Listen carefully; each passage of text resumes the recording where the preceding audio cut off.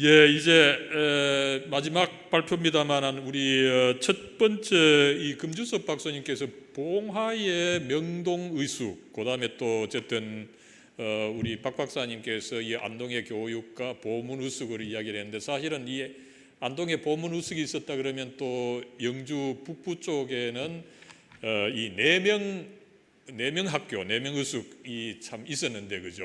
우리 함께 기억해야 되는 이름입니다. 그래서 마지막 이 퍼즐을 이제 완성시켜주는 의미에서 우리 내매교회의 역사적인 내매교회의 윤재현 목사님 나오셔서 내명학교를 비롯한 경북 북부의 이 초기 교육 과정에 대해서 이 말씀해 주시겠습니다. 우리 박수로 환영하죠.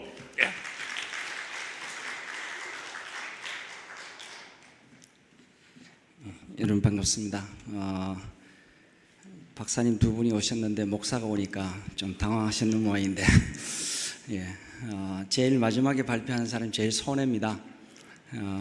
시간은 35분인데 질의응답까지 받으려 하니 참 제 사명이 큰 것 같습니다. 이 사명을 어떻게 감당해야 될지 짐을 지우는 것 같습니다. 서론은 읽고 들어가겠습니다. 들어가는 말입니다. 위기 시대가 아닌 때가 없었습니다.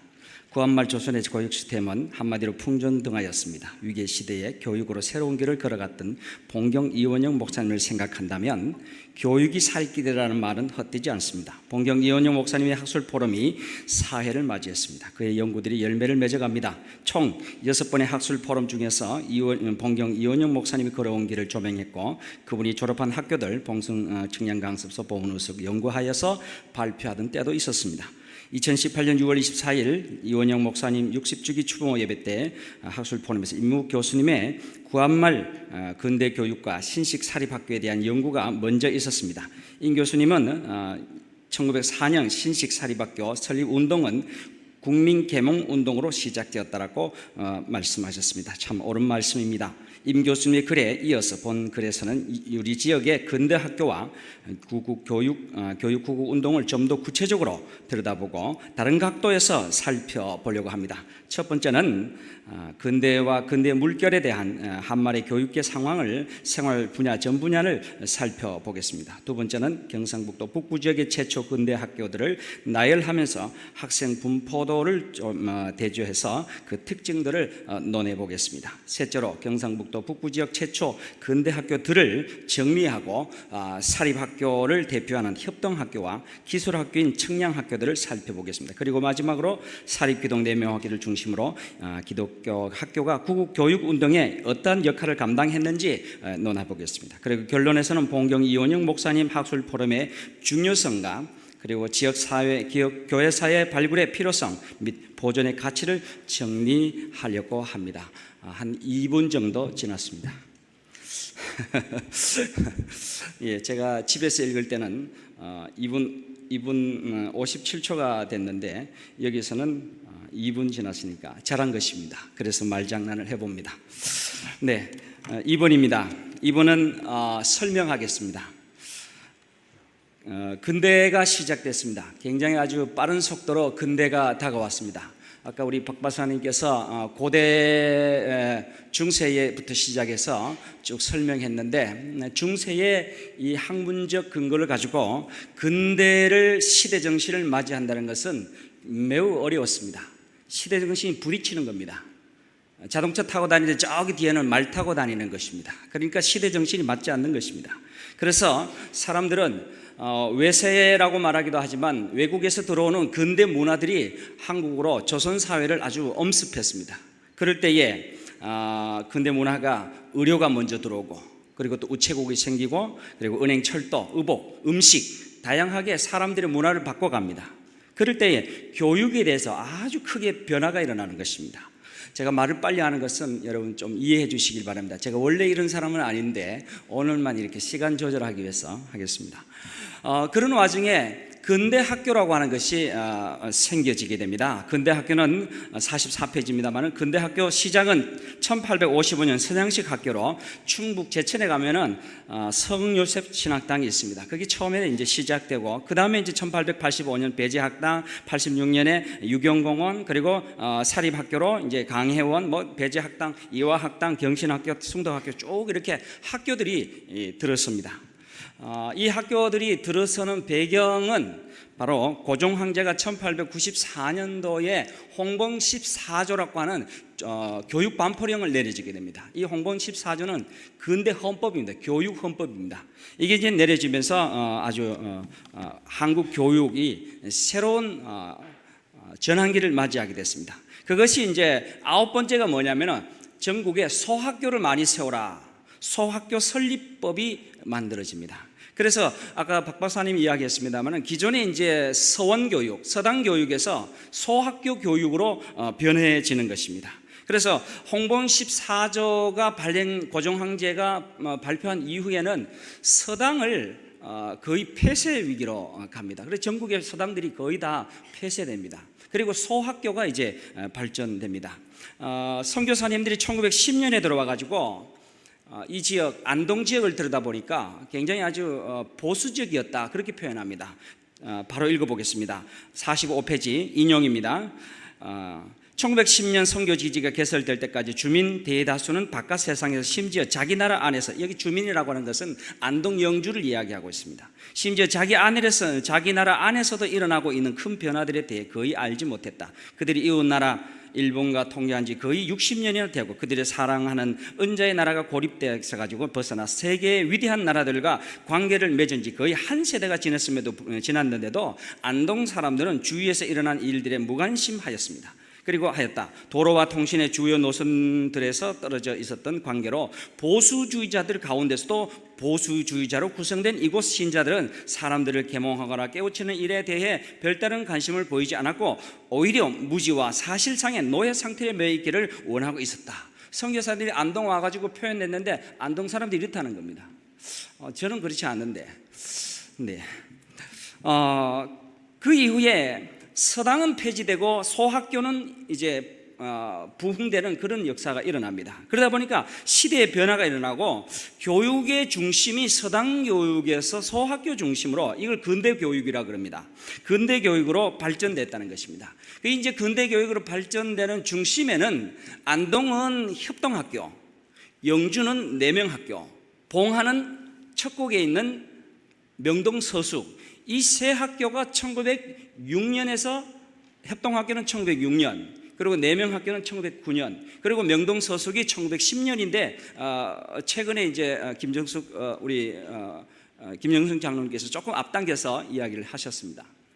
어쨌든 학교가 여기저기서 발전되면서 교육에 초점을 맞췄다는 것입니다. 특별히 안동에 있는 협동학교 같은 경우는 교육이 생기니까 조금 전에 발표하셨습니다만은 명성황후가 돌아가시고 난 다음에 바로 전국에 단발령을 내렸습니다. 물론 일본 사람들이 그렇게 하셨겠죠. 교육 학교는 아이들로 통해서 머리를 자르게 만들었습니다. 그러니까 1895년 을미사면이라 그러는데 그 이후에 협동학교에서 머리를 자르게 됐습니다. 학생들에게 머리를 자르니까 저기 의병들이 굉장히 이 지역의 유림들과 함께 아주 의병들이 협동학교를 쳐들어오게 되는 것입니다. 그래서 협동학교에 불을 지르고 또 선생님들을 살해하고 그런 일들이 있었습니다. 왜 그러냐? 교육이 이제 초점이 되는 것이 아니라 외형적인 단발령 이런 것에서 기존의 보수 유림들이 이것을 못 받아들이는 것, 시대 정신에 이제 따라가지 못하는 것입니다. 그런 현상들이 있어지게 됐습니다. 마지막 부분의 46페이지 필자는 관철되어 온 시대를, 이 시대를 어떻게 평가하느냐? 필자는 관철되어 온 시대를 벗고 새로운 시대로 나아가는 인간 두려움을 보여주는 가정으로 해석되어집니다. 눈물을 흘리는 철모르는 세서방, 조금 전에 그거 읽지 못했는데 강신명 목사님의 45페이지에 그거 직접 인용 읽고 넘어가겠습니다. 45페이지 마지막 단락에 강신명 목사님 직접 인용입니다. 세문안교에 심우하셨던 개화기에 한문서당에 다닌 초립동들은 신문화의 교육을 받겠다고 신식 학교를 찾았었다. 나는 그들의 나의 선친이 세운 학교를, 이게 4명 학교를 말하고 있습니다. 학교로 찾아와 입학하고 상투를 자르는 것을 보았다. 마지못해 상투를 자르겠다고 머리를 들이밀고 있다가도 막상 상투가 앞에 툭 떨어질 때 나이가 좀 든 사람은 눈물을 글썽거렸고 조금 어린 세세방들은 그야말로 닭똥 같은 눈물을 뚝뚝 떨어뜨렸다. 이렇게 해서 단발령에 대해서 굉장히 아주 세세하게 기록되어 있습니다.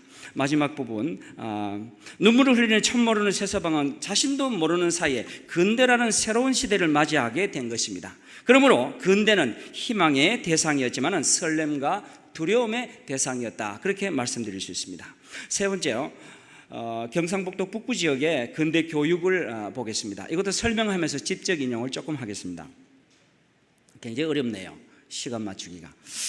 경상북도 북부 지역은요, 양반하고 상민들이 같이 교육받는 그런 시스템이 근대 교육의 아주 핵심적인 특징 중에 하나입니다. 도표에 보면 당시에 학교 수가 공립학교가 9개였고요 사립학교가 141개 정도였습니다. 그러니까 사립학교는 민간이 필요에 의해서 학교를 세우게 된 것이죠. 그러다 보니까 국가에서 가르치는 학교하고 사립학교하고 차이가 있게 된 것입니다. 사립학교는 자기의 어떤 종교적 이유라든가 문중의 이익이라든가 이런 것들이 이제 발전시켜 나가고, 국가는 이제 전체적으로 조율을 해야 되는 그런 현상이 일어나게 되는 것입니다. 그런데도 불구하고 이 사립학교가 141개가 됐다는 것은 이 민간에서 벌써 교육이 살 길이다라고 하는 아주 인식을 선각자들이 하고 있었다는 것입니다. 그래서 그 다음 47페이지 도표를 보면요, 47페이지 도표 보면 학생 수가요 상민이 더 많습니다. 여기 양반 수가 좀 적습니다. 그런데 거기 중간 각주 70번 이후에 제가 조금 읽겠습니다. 중간쯤입니다. 47페이지. 영주와 안동을 비교해보자. 안동에 비교해보겠습니다. 영주의 양반 호수는 2만 호 정도, 그리고 안동은 양반 호수는 2만 2천 호 정도 되는데, 그렇다고 해서 영주는 6,325호 정도 되는 양반이 있습니다. 전체 비해서 30.83% 정도, 안동은 1,047호 정도, 그러니까 4.58% 정도 양반이 있는 거죠. 그런데도 불구하고 뒷장 넘어가겠습니다. 48페이지를 보시면, 48페이지는 무슨 자료냐면은 경상북도 1917년도 근대보통학교 1학년 남학생 입학 자료입니다.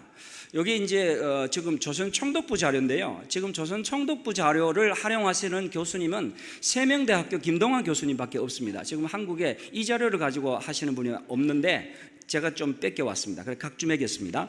1917년도에 근대보통학 1학년 보통학교를 보면 양반과 상민의 학교 분포도를 비교하고 있습니다. 그런데 자세히 보면 다 볼 필요 없고요. 자세히 보면 그 밑에 보겠습니다. 위에 도표에서 본 바와 같이 전체 호수 16만 4,534호 중에서 양반의 호수는 약 7만 2천 정도 되는데, 즉 44%가 조금 넘는 수가 양반입니다. 그런데 나머지는 전부 다 상민이라는 것입니다. 그런데 1917년 당시 양반의 입학률을 보면 50%가 넘는 곳은 영양봉화 양주가 아니라 영주입니다. 영주 3곳밖에 없다는 것입니다.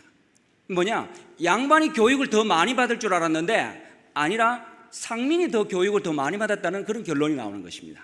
다시 말씀드리면 양반들은 근대 문화가 오니까, 근대라고 하는 아주 이 중세를 지나가지고 근대라고 하는 세월이 오니까 더욱더 견고해졌습니다. 그래서 서당을 더 많이 세워지게 된 것입니다. 무슨 말인지 이해가십니까? 서당을 더 많이 세워서 근대 학교에 대해서 아주 경멸했습니다.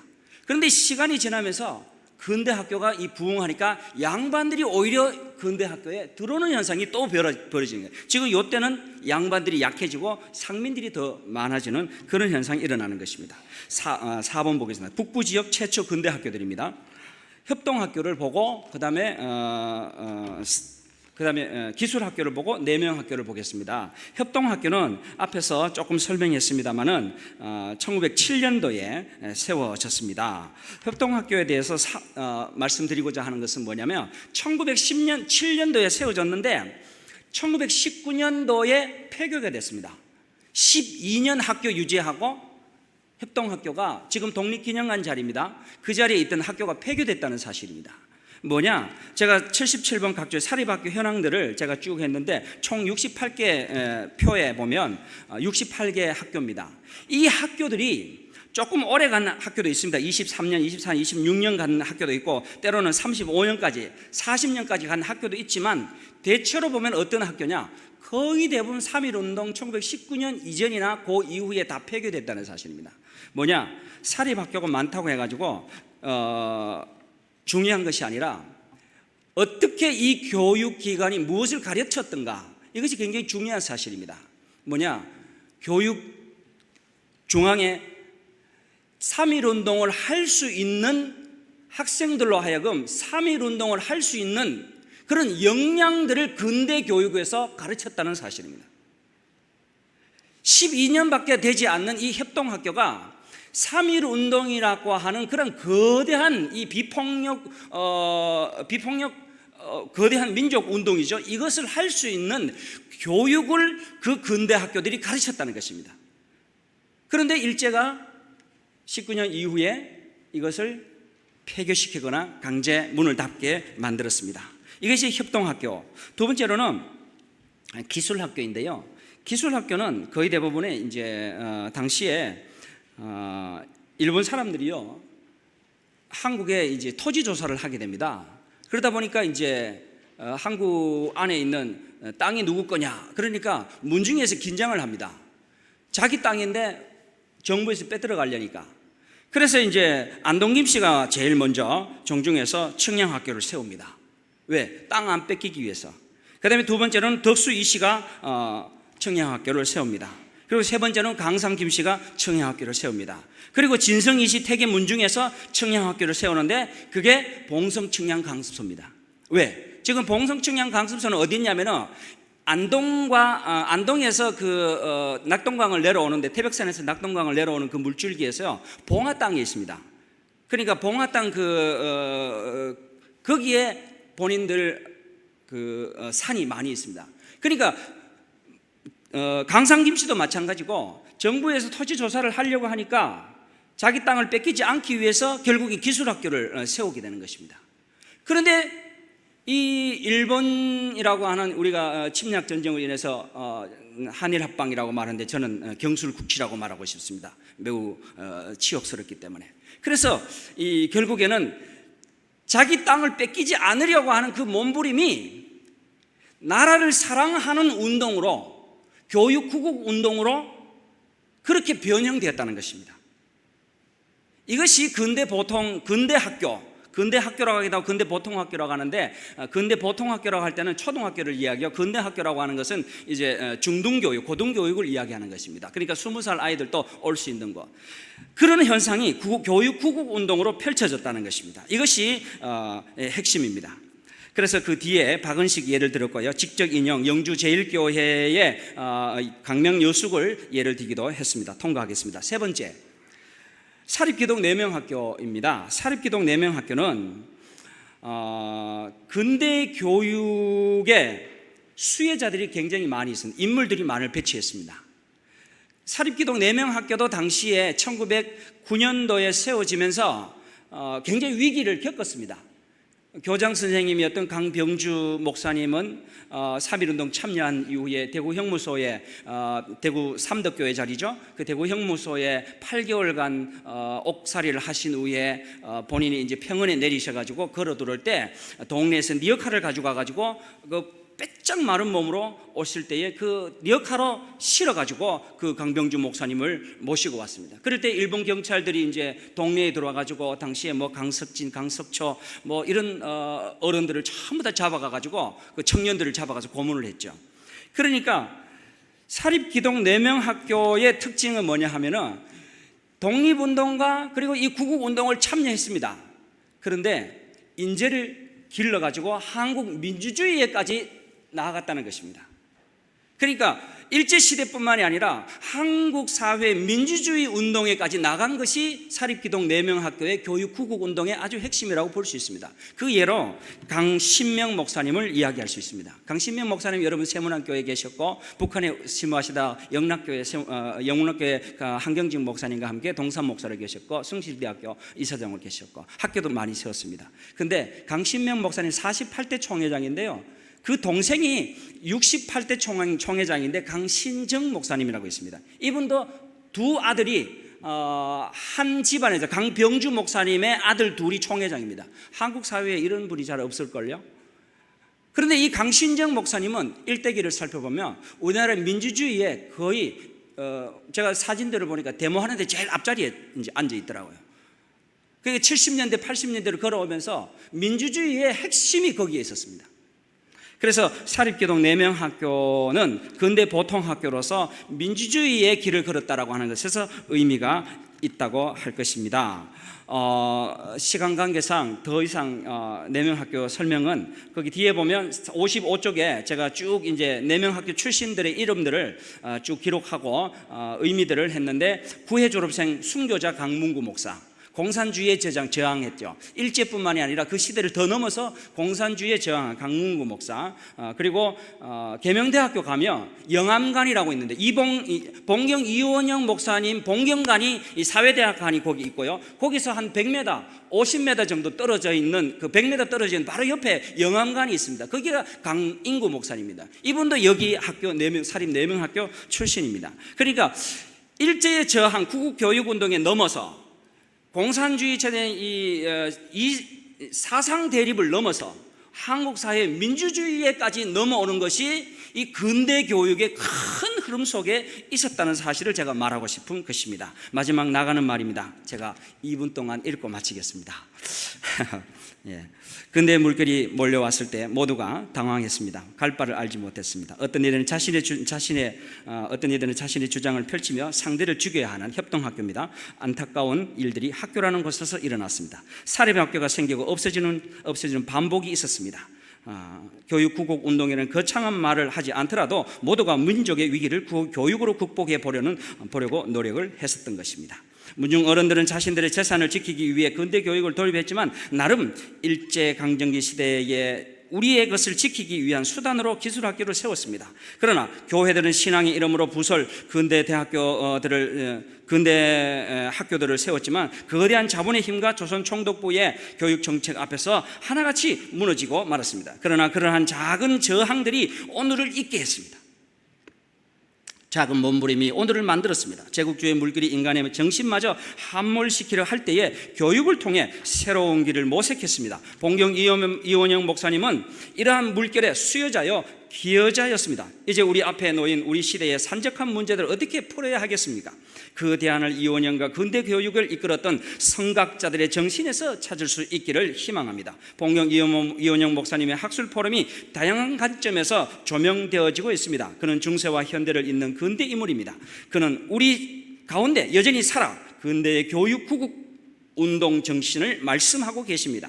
그는 근대의 물결이 몰려왔을 때 조금도 당황하지 않고 보문의숙과 봉성 청량 강습소를 졸업하여 근대 정신과 마주하고 대면했습니다. 그리고 그 정신이 좋지 못한 것을 가려내고 옳은 것만 후학들에게 전해주었습니다. 그러므로 이원영 목사님은 근대의 방향 제시자라고 말할 수 있습니다. 사립기동 4명 학교의 내자는 한문으로 안내입니다. 그리고 명자는 밝을 명입니다. 풀이하면 안을 밝게 하라 말할 수 있습니다. 내면의 세계를 밝게 하라 등으로 해석할 수 있습니다. 이제 위기의 한국교회에 4명 안을 밝게 하는 것이 일어나기를 바랍니다. 소위 번영의 신학과 함께 물량주의, 세속주의, 만몬주의가 만연해서 거칠어만 화려하게 하는 한국교회가 이제는 내면을 새롭게 해가지고 한국 사회 앞에 존경의 대상이 되기를 바랍니다. 앞에서 필자가 논한 대로 양반과 상민이 함께 교육받으며 이곳저곳에서 학교를 세워 새로운 시대를 극복하려는 성각자들의 시도들이 우리 시대에 다시 한번 일어나기를 희망합니다. 그리고 아직도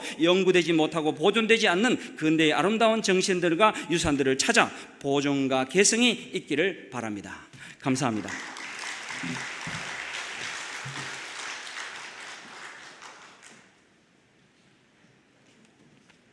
예, 유 목사님 시간에 쫓기면서도 참 마지막 이 오늘 강연 전체의 결론 비슷하게 잘 말씀해 주셨습니다. 참 초기에 그 어르신들 단순히 교회만 머무르시지 않으시고 이 그 외국의 문물 들어오면서 얼마나 참 혼란스러웠습니까? 그 혼란스러운 물에 그저 떠늘려 내려가지 않고 오히려 이 교회와 교육을 통해서 그 물결을 거슬러 올라갔던 그 어른들의 정신 잘 조명해 주신 거 감사합니다.